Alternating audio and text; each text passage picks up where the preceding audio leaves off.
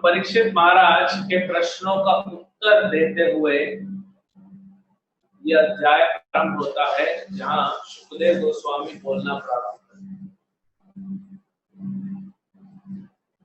तो ब्रह्मा जी के बारे में चल रहा है कि कैसे सृष्टि का प्रारंभ हुआ और कैसे ब्रह्मा की उत्पत्ति हुई। लेकिन ब्रह्मा की उत्पत्ति, जैसे बच्चा जब जन्म लेता है तो वो एक आश्रय को ढूंढता है। बच्चा जन्म लेते ही रो रहा है, एक आश्रय ढूंढ रहा है कि कौन है मेरा अपना, क्योंकि नए जगत में आया है तो एक भय उत्पन्न होता है।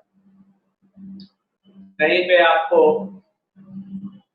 जो आपके आंख पे पट्टी बांध के और आपको बोरी में पैक करके ले जाया जाए, कहीं फ्लाइट से जाकर ड्रॉप कर दिया जाए किसी अनजान जगह में, पहले आप क्या ढूंढोगे कि मैं कहाँ हूँ, अपनी आइडेंटिटी को ढूंढोगे।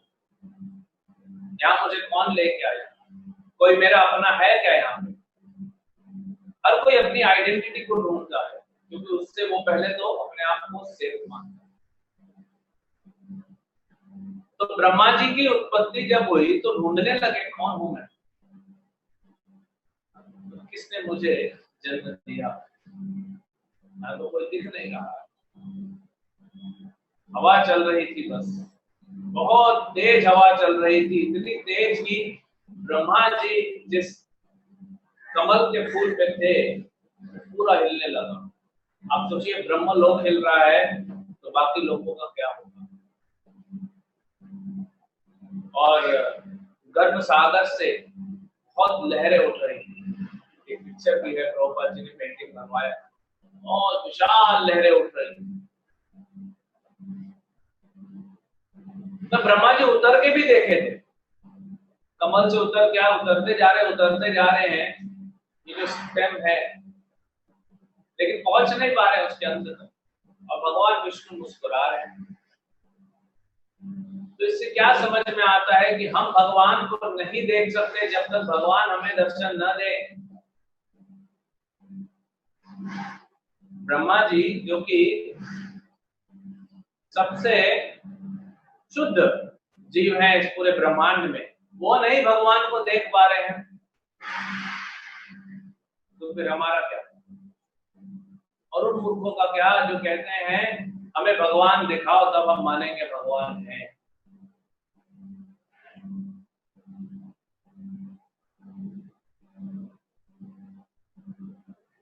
बताओ क्या करें? हमको तो बहुत सारी चीजें नहीं पता है और भगवान ढूंढने चले। प्रभुपाद जी बोले हमको अपने बाप का नहीं पता। हम जिसको अपना पिता मानते हैं वो एक्चुअली हमारा पिता है भी कि नहीं पता नहीं। Nobody knows, but हम एक्सेप्ट करते हैं, ब्लाइंड फॉलोइंग। आप तो तब जन्मे भी नहीं थे ना जब ये यूनियन का प्रोसेस हुआ था तब हम थोड़ी जन्मे थे, हम थोड़ी वहां पे साक्षी थे। बट ये ब्लाइंड फॉलोइंग नहीं है, ये अंधविश्वास नहीं है, क्योंकि माँ एक अथॉरिटी है। अरे उसका गर्भ में जिसका बच्चा है वो नहीं जानेगी क्या? तो वो अथॉरिटी है। वैसे ही शास्त्र हमारे माँ के समान है, जो अथॉरिटी है, जो हमें हमारे पिता श्री भगवान के बारे में पता है। नहीं तो हम कभी नहीं पहुंच सकते। कोई व्यक्ति रात को बोलेगा 12 बजे मुझे सूर्य का दर्शन करना है, बैठे रहो, जब सूर्योदय होगा तब देखना, नहीं अभी देखना है। आंख बंद करो और देखो, सपने में, इमेजिनेशन में। तो जब तक सूर्य उदय नहीं होता हम सूर्य को नहीं देख सकते। पहले सूर्य हमें देखता है, फिर हम सूर्य को देखते हैं। तो भगवान पहले हमें देखते हैं, दर्शन देते हैं, फिर हम भगवान को देख सकते हैं उनकी कृपा से। सूर्यदेव आ भी जाए मान लीजिए आपके सामने, अपने ताप को ढक के अंधेरे में, तो आपको तो अंधेरे में कुछ दिखेगा, कैसे पहचानोगे? तो भगवान आ भी जाए तो आप पहचान नहीं पाए। तो ब्रह्मा जी अपने स्रोत का पता नहीं लगा पाए, तो हमें भी स्रोत का पता लगाने की मेहनत नहीं करनी चाहिए, है ना? ऐसा नहीं, हमको करना चाहिए लेकिन सिस्टम से जाना चाहिए। ब्रह्मा जी के उदाहरण से भगवान सिखा रहे हैं कि डायरेक्ट मत परसीव करने का कोशिश करो, डायरेक्ट जानने का कोशिश करो।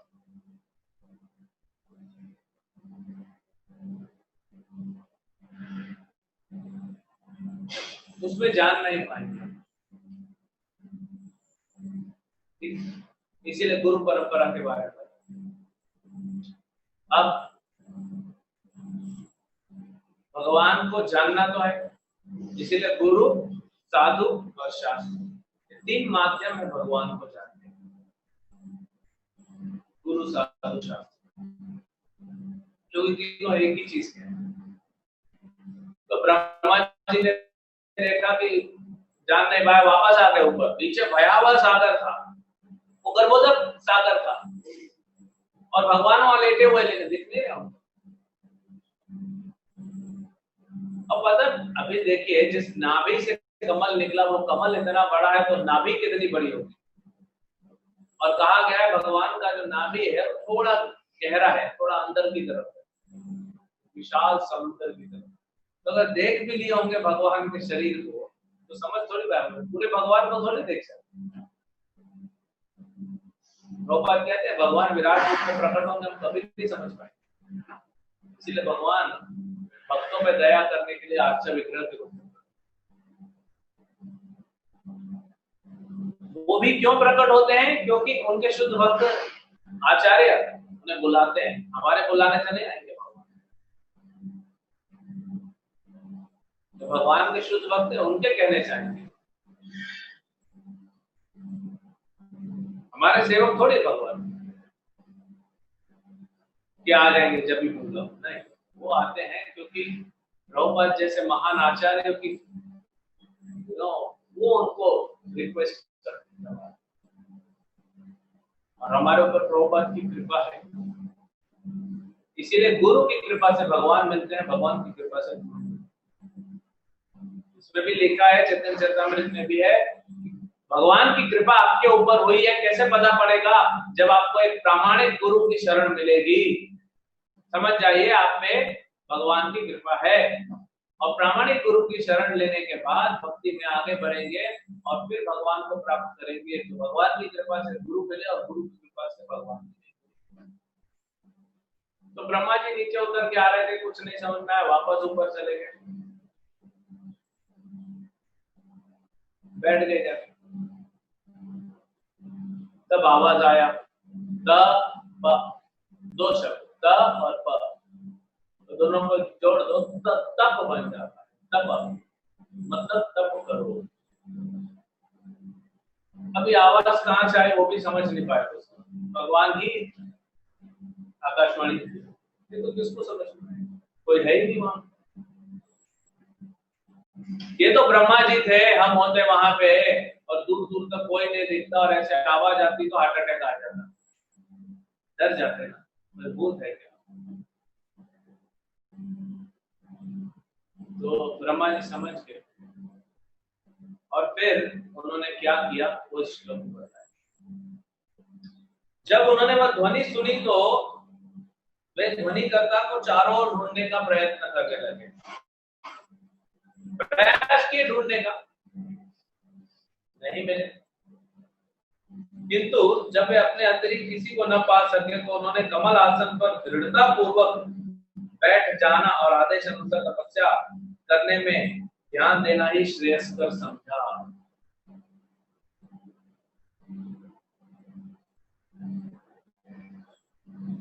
क्या मतलब है? बोलते हैं ना, ज्यादा उड़ो मत,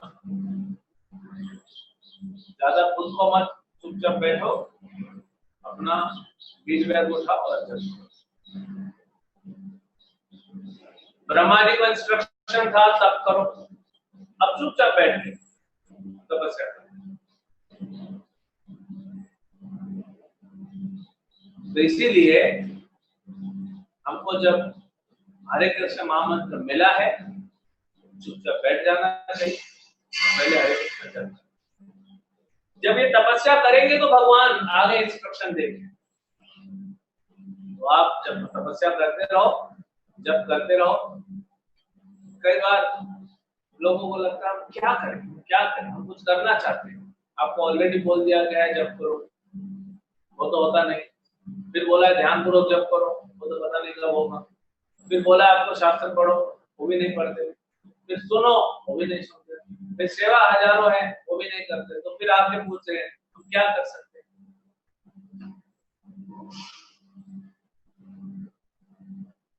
चुपचाप बैठ जाओ। आपको बोला गया है रीडिंग करो, हियरिंग करो, चैंटिंग करो, होता नहीं।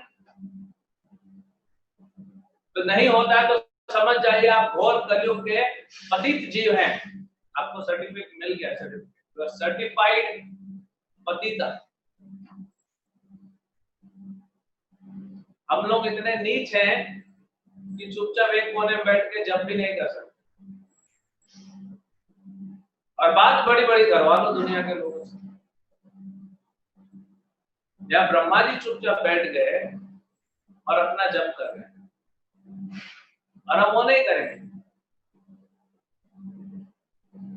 लेकिन उधर क्या चल रहा है, मंदिर में उधर क्या चल रहा है, उसने किससे कहा, उसने इससे वो कहा, उसने ये किया, इसने ये किया, ये चलता रहता है।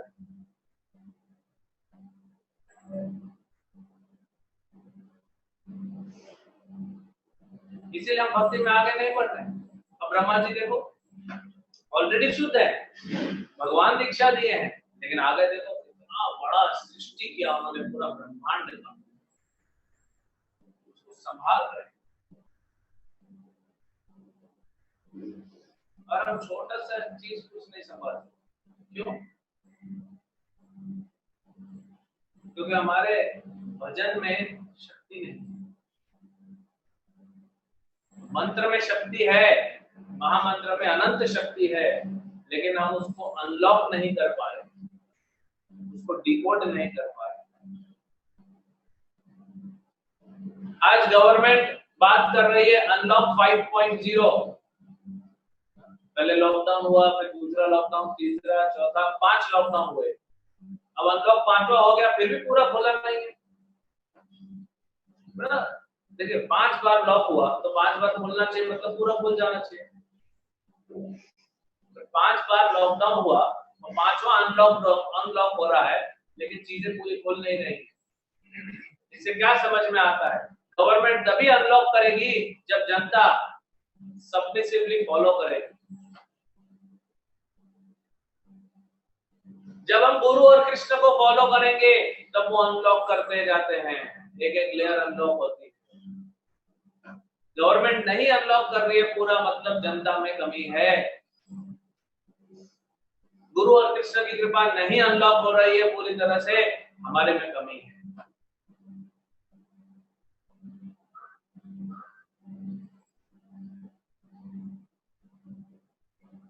संसार के जीव करते कम है, बोलते ज्यादा है, और बोलने से ज्यादा रोते हैं।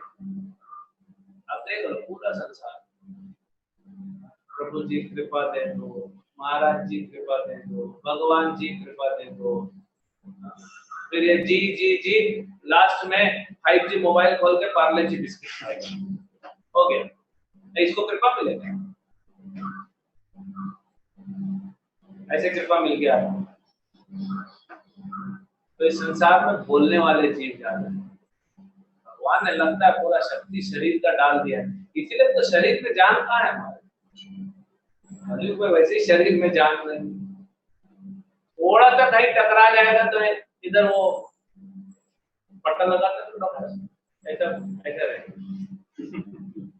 प्रभु जी जब कैसे करो, जब ठीक था तो कौन सा जब कर लिया था?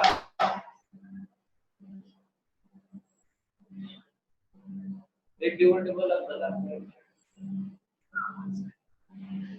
जब कैसे करो, तो जब गला ठीक था तो कौन सा जब कर लिया? तब किया होता तो ये नौबत नहीं आती।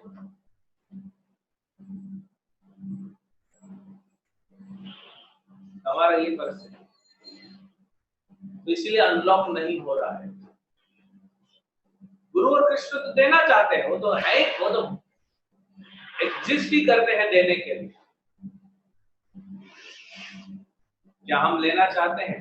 इसमें है ना भगवान प्रभुपाद जी, इसलिए बोला बहुत ध्यान से सुनिए, पर्पट बहुत इंपॉर्टेंट है। भगवान देना चाहते हैं, ब्रह्मा जी तैयार थे, हम तैयार होंगे तो भगवान हमको भी देंगे, लेकिन हम तैयार नहीं हैं। जब तैयार होंगे, जब आपकी इच्छा होगी, जब आप तैयार होंगे। अभी तो इच्छा भी नहीं है भजन करने। हमने यहीं पे इसी लेक्चर में कुछ 6-8 लेक्चर पहले, यानी 6-8 हफ्ते पहले बताया था कि भक्ति इच्छा से जागृत है। पहले आपकी स्वेच्छा होनी चाहिए। अपनी खुद की इच्छा नहीं है तो भगवान नहीं देंगे, तब कहा था ना, वही पॉइंट रिपीट हो रहा है। भगवान देने के लिए बैठे हैं, आप लेना ही नहीं चाहते। भगवान बोल रहे आओ मेरे बच्चों, मैं सबके लिए कृपा लेके आया हूं, आनंद, और आप ऐसे ठीक है दे दो थोड़ा बहुत, रख दो कहीं पे, हम उठा लेंगे जब मौका मिलेगा, जब हमारा मूड होगा। भगवान की कृपा का गलत फायदा होता है। तो चुपचाप हमको पहले, सबसे पहले क्या करना चाहिए? अपना भजन करना चाहिए। तपस्या क्या है? तपस्या पे अगर चालू करेंगे तो पूरा लेक्चर शिफ्ट हो जाएगा, लेकिन तपस्या आया है तो बोलना तो पड़ेगा। शास्त्र कहते हैं जो तपस्या गुरु के मुख से निकली है। एक शिष्य को क्या तपस्या करनी चाहिए? जो गुरु के मुख से निकली वही तपस्या। उसके अलावा जो भी करेगा वो सिर्फ अपने समय को, अपनी एनर्जी को वेस्ट करना है, कोई फायदा नहीं मिलने वाला। भक्ति में फायदा नहीं मिलेगा, सुकृति मिल जाएगी, उससे अच्छा टाइम वेस्ट क्यों कहते हैं? क्योंकि आप वो कार्य कर रहे हो जो गुरु ने नहीं कहा। भले पुण्य होगा, लेकिन अगर वो टाइम आप उस कार्य में लगाते जो गुरु ने कहा है, तो आपको पुण्य नहीं, आपको प्रेम मिलेगा।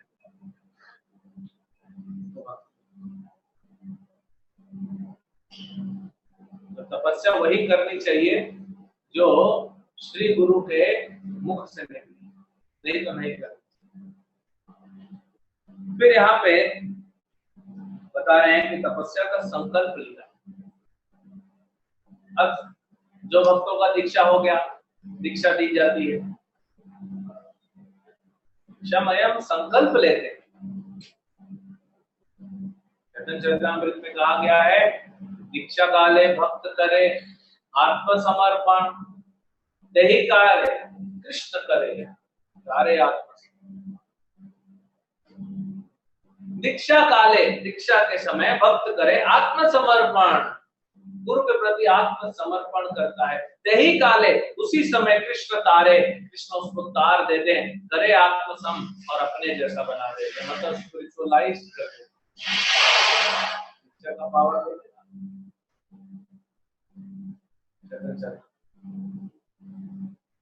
लेकिन हो रहा है क्या? नहीं हो रहा, दृढ़ता नहीं है ना। कलयुग ऐसा है जहां पे हमारे हृदय सूखे हुए हैं, ड्राई, लेकिन जिस पथ पे चल रहे हैं वो बड़ा फिसलने वाला है, वो फिसल जाते हैं। हृदय होना चाहिए जूसी, रस से भरा हुआ, कृष्ण रस से भरा, भक्ति रस से भरा, लेकिन वो हो गया है ड्राई, और जिस पथ पे चल रहे हैं वहां फिसल जाते हैं। हालांकि 11वें स्कंद में कहा गया है कि भक्ति पथ में आंख बंद करके भी चलोगे तो गिरोगे नहीं, लेकिन हम क्या करते हैं? भक्ति पथ से बच के साइड में कहीं और चले जाते हैं, भक्ति पथ से साइड होता है।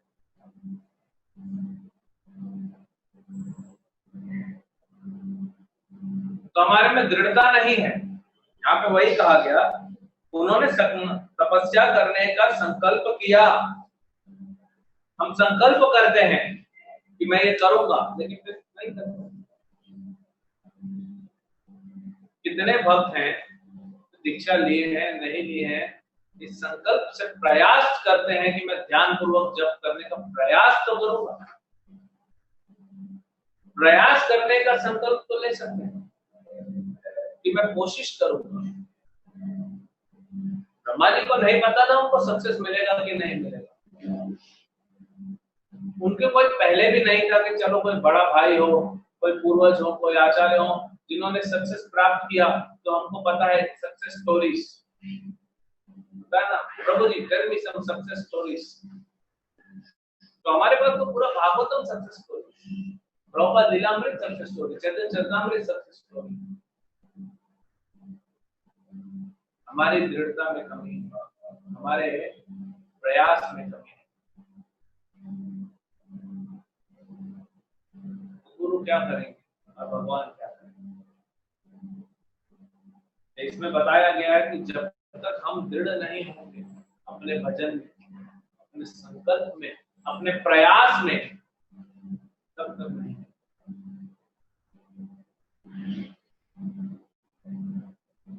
और गुरु परंपरा से दीक्षा लेनी चाहिए। कृष्ण, हमें ये आशा नहीं रखनी चाहिए कि कृष्ण हमें डायरेक्ट दीक्षा दें, हम उतने शुद्ध नहीं है। लेकिन गुरु से दीक्षा लेना मतलब कृष्ण से दीक्षा लेने बराबर ही है, हमारे गुरु। नहीं तो गुरु परंपरा को ट्रांसपेरेंट वाया मीडिया क्यों बताए?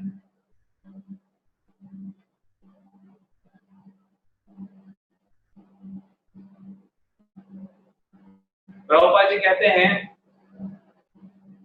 कि अर्जुन ने गीता सुनी कृष्ण से, लेकिन अगर हम प्रामाणिक आचार्यों द्वारा दिए गए टीका को पढ़ते हैं, जैसे प्रभुपाद की गीता एज इट इज, तो वही बेनिफिट मिलेगा जो अर्जुन को मिला कृष्ण से डायरेक्ट सुन, क्योंकि ये भी शब्द तो कृष्ण के हैं।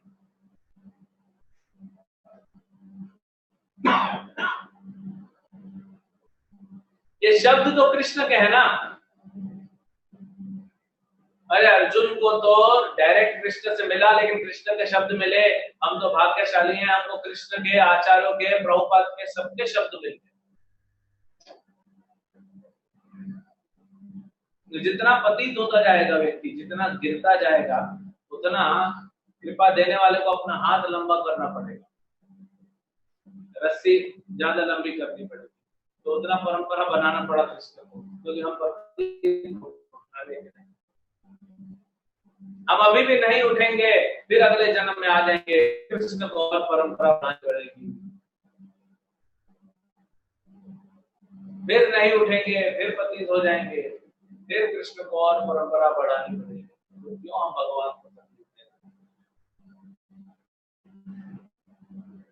दें? होता है ना, कुछ गटर में या कुछ ऐसी जगह पे आपका कुछ सामान गिर जाता है, गाड़ी की चाबी गिर जाती है, लेकिन आप उतर नहीं सकते, आप हाथ नहीं पहुंचा सकते, खुद ऐसे डंडा लेके और उसको उठाने का प्रयास करते, और आता है फिर गिर जाता है, फिर आता है फिर गिर जाता है, इतना फ्रस्ट्रेट हो जाते हैं।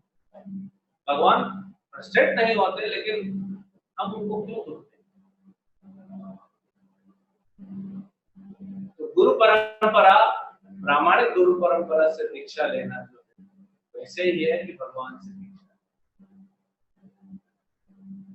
और डायरेक्ट भगवान से लेने का सोचना भी नहीं चाहिए। तो यहाँ पे ऐसे ही ऋत्विकवाद का खंडन हो गया, डायरेक्ट जंप करके किसी से नहीं लेना चाहिए। हम प्रभुपाद से दीक्षा लेंगे, प्रभुपाद ने ऑलरेडी गुरु परंपरा आगे बढ़ाई, भगवान ने बढ़ा है। जितना दिन बीतता जाएगा, जितना समय काल बीतता जाएगा, वैसे वैसे वैसे वैसे परंपरा बढ़ती जाएगी, बट सेम पोटेंशियल कमी है। तो मैं अगर मैं 50 साल पहले पैदा होता तो मैं प्रभुपाद जी से डायरेक्ट दीक्षा लेता, कितना अच्छा होता। ये आपका ईर्ष्या है, ये आपका ईर्ष्या कह रहा है अपने गुरु के प्रति, गुरुजनों के प्रति। ये आपकी नासमझी है कि प्रभुपाद से डायरेक्ट दीक्षा लेना या प्रभुपाद के भक्तों से दीक्षा लेना, आप भेद देख रहे हो, यह अज्ञानता है, ईर्ष्या है, यह अज्ञानता है। गुरु परंपरा को समझना, प्रभुपाद तक सब ठीक था, उसके बाद गड़बड़ हो गया,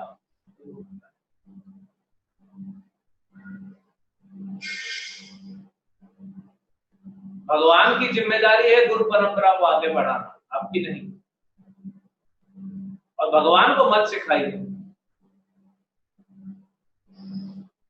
ये जंप करके जो जाने वाला सिस्टम है, ये भगवान को सिखाना है कि आपको नहीं पता, आपने बनाया जरूर है लेकिन आगे डिफेक्ट हो गया, आपको नहीं पता। अच्छा, भगवान को नहीं पता कि डिफेक्ट है कि नहीं है, और आपको ज्यादा पता है भगवान से।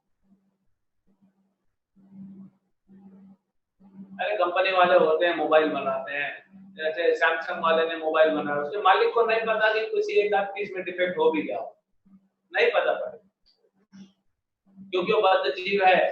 भगवान ऐसे नहीं।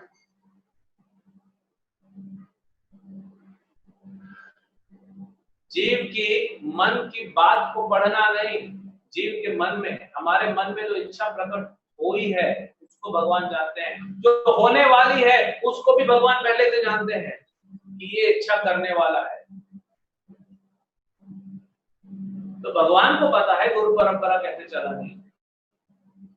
आखिर ये सब भगवान ने प्रारंभ किया, 4 परंपराओं का सिस्टम भगवान ने प्रारंभ किया। तो ये कहना कि मैं डायरेक्ट दीक्षा लूंगा प्रभुपाद से, तो आप भगवान को मत सिखाइए। ये बात सिर्फ गुरु और प्रभुपाद की नहीं है, ये बात भगवान की है। ये वैसे ही है, मैं कृष्ण से डायरेक्ट गीता सुनूंगा, नहीं तो नहीं सुनूंगा। कृष्ण बोल रहे हैं कि मैं डायरेक्ट तुमको नहीं बोल सकता, क्योंकि तुम्हारे पास वो टेक्नोलॉजी नहीं है कि मैं तुमको फोन करके बता सकूं, तुम शुद्ध नहीं हो। लेकिन मैंने ऑलरेडी वो पूरी भगवत गीता को ट्रांसक्राइब करवा के, उसको प्रिंट करके तुम तक पहुंचा दिए। क्या फर्क है बताइए? जब हम ये श्लोक का उच्चारण कर रहे हैं तो सुखदेव गोस्वामी स्वयं कह रहे हैं ना, श्लोक तो सुखदेव गोस्वामी का है, हमारा नहीं है। प्रभुपाद जी ने बोले मेरा श्लोक है, सुखदेव गोस्वामी का श्लोक है। जो उच्चारण हो रहा है तो सुखदेव गोस्वामी, जितना शुद्ध मन से हम उच्चारण करेंगे, जितने शुद्ध मन हमारा होगा भागवत पढ़ने में, उतना ही ज्यादा सुखदेव गोस्वामी, परीक्षित महाराज, अन्य आचार्यों का कृपा मिलेगा, वो वहीं तो उपस्थित है। प्रभुपाद कितनी बार बोले नारद मुनि आए, एक बार, 2 बार में, बहुत बार बोले देखो नारद मुनि आए। प्रभुपाद ने अमेरिका में लेक्चर दिया, कोई व्यक्ति नहीं आया। भक्तों ने बोला प्रभुपाद जी हमें माफ कर दीजिए, हमने इतना बड़ा प्रोग्राम अरेंज किया, एक भी व्यक्ति नहीं आया। प्रभुपाद बोले कौन हो? सुखदेव गोस्वामी बैठे थे ऑडिटोरियम, शिव जी बैठे भागवत सुन रहे थे, ब्रह्मा जी बैठे थे, नारद मुनि बैठे थे, ये सब सुनने आते हैं प्रभुपाद को बोलने, क्योंकि इनमें भेद नहीं है ना, सेम स्पिरिचुअल सब्सटेंस, तो भेद नहीं है। कृष्ण यही काले कृष्ण तारे करे आत्मसम, कृष्ण अपने जैसा बना लेते हैं, कृष्ण अपना बना लेते हैं। जो व्यक्ति पूरी तरह समर्पित होता है तो फिर कृष्ण में और उस जीव में कोई फर्क नहीं रह जाता, क्वालिटी जागृत हो गया, मतलब इट्स कंप्लीटली और पूर्ण जागृति होने से उसका जो तत्व है वो क्लियर, अब उसके ऊपर कोई आवरण नहीं है उस जीव के। अब भगवान जो कराएंगे वो कर सकते, और वही पोटेंसी, भगवान अपनी पोटेंसी डाल।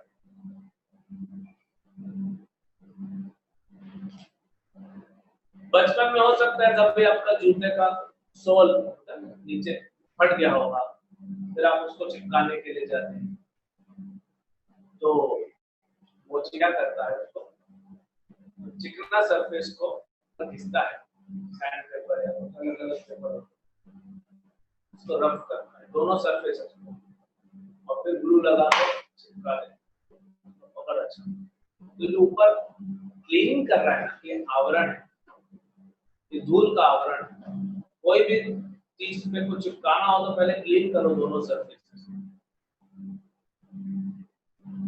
सेलो टेप, आप सेलो टेप को ऐसे खोल के रख दीजिए और अगले दिन आइए नहीं चिपका, ये नहीं चिपका था क्योंकि अब उसमें बहुत सारा धूल चिपक गई, अब वो सेलो टेप अपना काम नहीं कर पाए।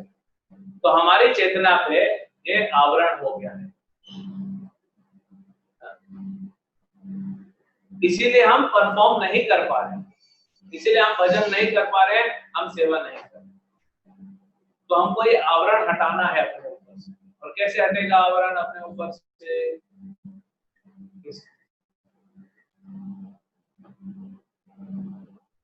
जितना अपने आप को, अपने शरीर को, अपने मन को, अपनी बुद्धि को घिसेंगे भगवान की सेवा में, साधना भक्ति में, उतना हम शुद्ध होते हैं।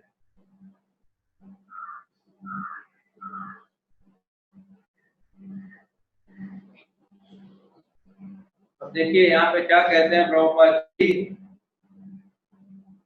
जो मनुष्य हृदय से भगवान की सेवा में निष्ठा रखता है उसके समक्ष भगवान स्वयं गुरु रूप में प्रकट होते हैं।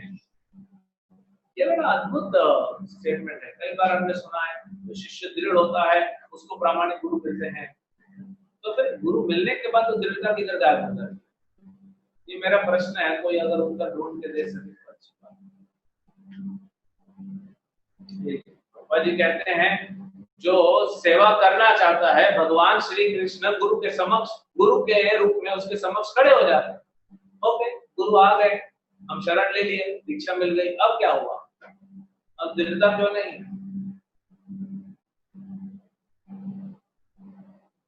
ये होता है जब हम कोई ऑब्जेक्ट सस्ता लेते हैं, तो हम भक्ति को बहुत सस्ते से लेते हैं, क्योंकि इस्कॉन में कृपा बढ़ रही है, हम उसको समझ नहीं पा रहे। पहले तो हम, हमारे जिनकी दीक्षा हुई है, ये नहीं सोचना चाहिए कि हम इस कैटेगरी में हैं।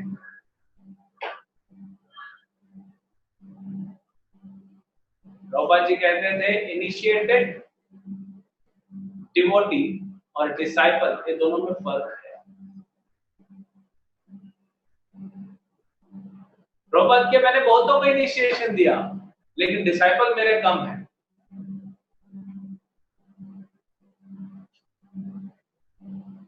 तो सिर्फ इनिशिएशन लेने का कोई डिसाइपल नहीं बन जाता जब तक वो डिसिप्लिन में नहीं आता है, गुरु के वचन अनुसार, गुरु से शासित नहीं होता। गुरु मोरा मूर्ख देखी करिला शासन, जब तक गुरु हमारे ऊपर शासन नहीं करते और हम अपने आप को डिसिप्लिन में नहीं बांधते, तब तक हम डिसाइपल नहीं बनते। और ये कोई एक बार वाली चीज नहीं है। देखो मेरा गुरु ने, मेरा तो इच्छा था कि गुरु को मैं 10,000 रुपए डोनेशन दूं, गुरु ने बोला अरे 11 पूरा कर दो, अच्छा नंबर है, तो मैंने 11,000 दे दिया। तो गुरु ने मुझ पे शासन कर दिया, मैं शुद्ध भक्त बन गया। मूर्ख हो मूर्खी रहेगा। It's not one time affair, ये कंटिन्यू होता है हर बार, इसके ऊपर शासन लग गया हो जाता है। तो हमारी जो दीक्षा हो गई, हम ये ना सोचे कि हम निष्ठ हो गए हैं, हम शुद्ध भक्त हैं, हम उस कैटेगरी में नहीं। हम अपने आप को शिष्य माने ही ना, गुरु को गुरु माने, लेकिन हम शिष्य नहीं माने। ये तो गुरुदेव जा रहे थे, गुरुजी जा रहे थे, देख लिए कि तकलीफ में है कुछ, जैसे नारद मुनि मृगारी के पास जा रहे थे, तो देखे अधमरे जानवरों को, तो उनको कृपा करके जीवित कर दिया, लेकिन वो नारद मुनि के शिष्य नहीं हुए। ऐसे ही हमको कृपा मिली, लेकिन उसके बाद अगर चलो कर दिया गुरु ने जैसे तैसे, ये न प्रकार कृपा कर दिया, तो अब जो कृपा मिली है तो उसका सदुपयोग करूंगा। ये अगर हम कर पाए और इस मार्ग पे बढ़ पाए, तो अपने आप देखें। कई लोग बोलते हैं हमको गुरु के पास, गुरु से पर्सनल टच। प्रभुपाद जी कहते हैं एक मच्छर भी राजा की गोद में बैठता है, पर्सनल टच देता है, लेकिन खून पीता है, तो पर्सनल टच से क्या? खून पी रहा है ना, राजा की गोद में बैठा मच्छर, लेकिन क्या कर रहा है? खून पी रहा है राजा। प्रभुपाद बोले ऐसा शिष्य नहीं करना। एनीवेज, शॉर्ट में बहुत शुरू से लेकर, जब करने से लेकर कंप्लीट सरेंडर तक इस श्लोक में सब बात नहीं है। और आधा कहते हैं जब तक ये सब कैसे खुलेगा, ये अनलॉक कैसे होगा, जैसे जैसे हमारा सरेंडर बढ़ता जाएगा अनलॉक होता जाएगा। जैसे जैसे पब्लिक डिसिप्लिन करेगी, कोरोना वायरस की बीमारी कम होगी, अनलॉक होता जाएगा। तो जैसे जैसे हमारे हृदय हम सरेंडर करेंगे, हमारे हृदय की बीमारी खत्म होगी और मर्सी जो है वो अनलॉक होना चालू।